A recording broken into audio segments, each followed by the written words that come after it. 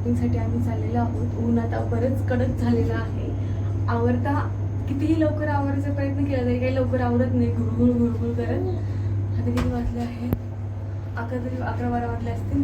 आता बघू काय भेटते आणि काय नाही. बारचं आणि बाळाचा बड्डे सोबत असल्यामुळे असं थोडंसं ट्रेडिशनल प्लस पार्टीवेअर थोडंसं काहीतरी बघावं लागेल. चला आता आपण बघूयात काय भेटतं आणि काय नाही. आणि हे माझं गोड गोड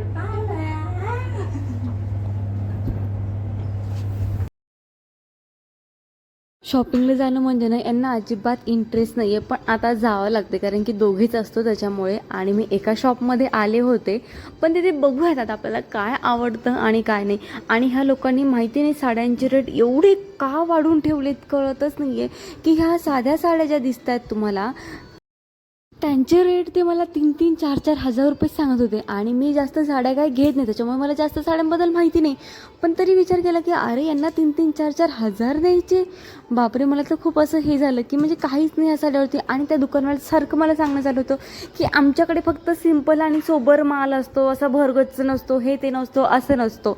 आणि मला असं होतं की अरे मला काहीच कळत नाही, आता काय करावं. पण यांना 3-4 हजार तर देऊ शकत नाही. आणि ह्या साड्या पाहत असाल तुम्ही, अशाच साड्या होत्या आणि यांचे रेट 3-4 हजार होते. तिथे मला काही आवडले नाही, तिथून निघाले आणि मग दुसऱ्या शॉपमध्ये आलो. इथे पण सेम तसे रेट होते, पण इथे डिझायनर साड्या होत्या आणि त्याच्यावर वर्क वगैरे होतं.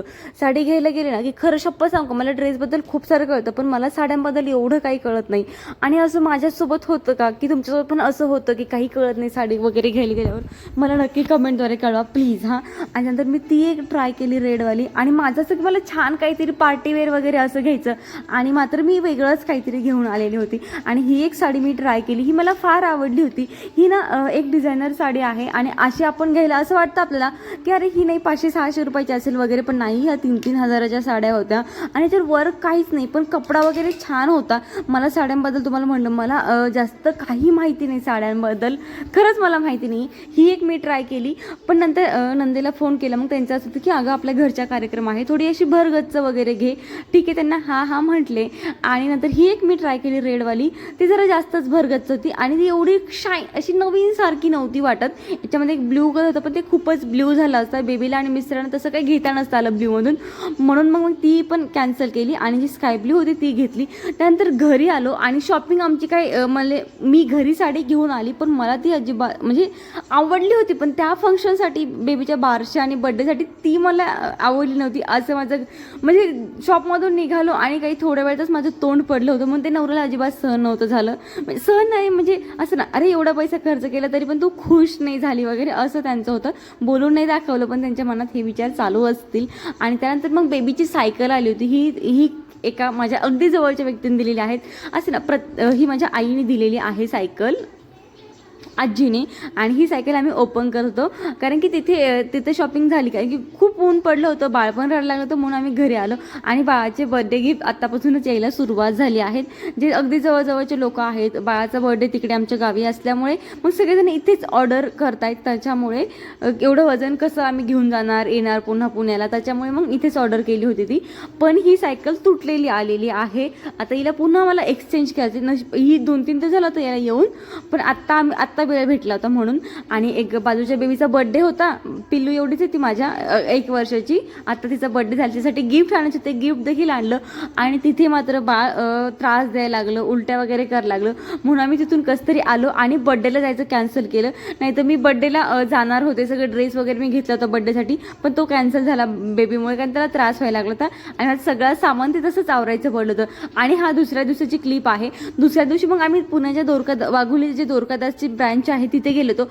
अगदी कचऱ्यासारख्या तिथे साड्या आहेत, एवढा ढिगारा साड्यांचा तिथे लागला आहे ना, पण तिथे खरंच कळत नाही कोणती घ्यावा आणि कोणती नाही. आता ही मी डिझायनर साडी पाहत आहे, पण ऑलरेडी मी डिझायनर साडीला 2-3 हजार रुपये घातले आहेत, पुन्हा मी डिझायनर साडी कशी घेऊ असो.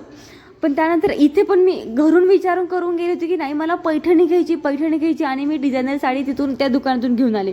म्हणून आता इथे नवऱ्याने मला बजावून सांगितलं होतं की तू आता पैठणीच घे. 25 वेळा सांगितलं असेल त्यांनी मला, तू पैठणीच घे, पैठणीच घे, पैठणीच घे.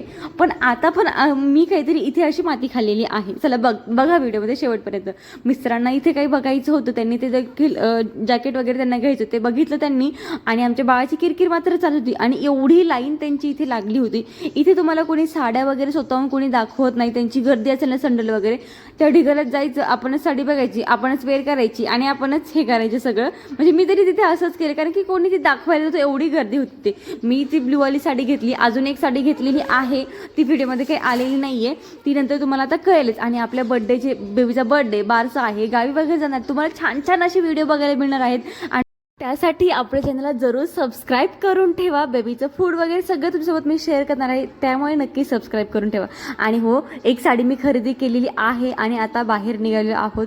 घरी जाऊन मला काम देखील करायचं होतं, भाज्या वगैरे ऑर्डर करायचं होतं, बाकी बरेचसे कामं पडले. ते बाळ असल्यामुळे एकटीला काही सुचत नाही, काही म्हणजे असं असतं ना, बाळ रडतं वगैरे, त्याला सांभाळावं लागतं. आणि त्या मिस्टरने एक काम खूप चांगलं केलं की आज मिसळपाव त्यांनी बाहेर घेऊन आले. मी ब्लाऊज टाकायला गेले ते, तोपर्यंत ते मिसळ घ्यायला गेले, मला न सांगता. हे मला खूप आवडलं होतं त्यांचं.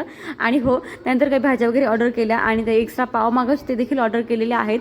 बाळ आणि शॉपिंग हे ते करणं म्हणणं खरंच खूप कठीण जातं, पण कशी तरी शॉपिंग आता झालेली आहे. फक्त माझी झाली आहे, यांची अजून झाली नाही आहे. हे आता नंतर करतील. बेबीला देखील नंतर तिकडे जाऊन कामाला घ्यायचे आहेत. आणि तुम्हाला छान छान व्हिडिओ पाहायला भेटणार आहेत, त्यामुळे आपल्या चॅनल नक्की सबस्क्राईब करा. आणि माझं अगदी लहानपणापासून हे असंच आहे बरं, साडी घेतल्यावर ती आवडणार नाही किंवा घरी आल्यावर रडारड चालू होणार वगैरे, असं होतं शॉपिंग केल्यानंतर. तुमचं असंच आहे का? प्लीज कृपया करून मला कमेंटद्वारे कळवा की तुमचं पण असंच आहे का? मीच अशी एक वेडी आहे शॉपिंगबद्दल, मला नक्की कमेंटद्वारे कळवा. एक तर त्या साड्यांबद्दल काही माहिती नाही आणि अजून जास्त हे होतं, मग मला तरी खूप जास्त टेन्शन येतं. असं वाटतं की अरे आपण एवढे महागाई साडी घेतली वगैरे वगैरे, असं माझ्यासोबत होतं. आणि हे होती ती मिसळ, जी न सांगता मला त्यांनी घेऊन आले होते, म्हणून माझा आज काय रात्रीचं जेवण बनवणार नाही, हेच खाणार. अगदी खूप छान टेस्टी मिसळ होती ही. चला भेटूयात आपण नेक्स्ट व्हिडिओमध्ये आणि छान छान व्हिडिओ पाहण्यासाठी जरूर आपल्या चॅनल सबस्क्राईब करा. बाय, भेटूयात आपण उद्या.